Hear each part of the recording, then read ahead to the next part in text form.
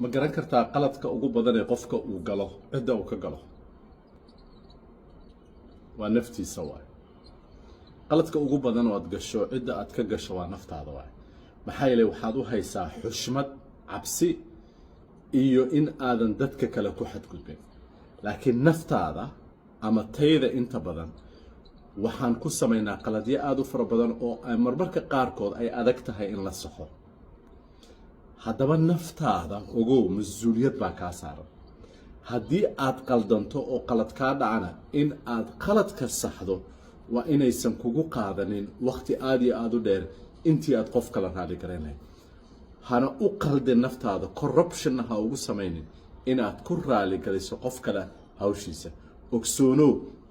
naftaada mas-uuliyad baa kaa saaran xisaab baana sugaysa aad godka keligaa la gelayso mas-uuliyadda naftaada qaado si ay nolosha kuugu fududaato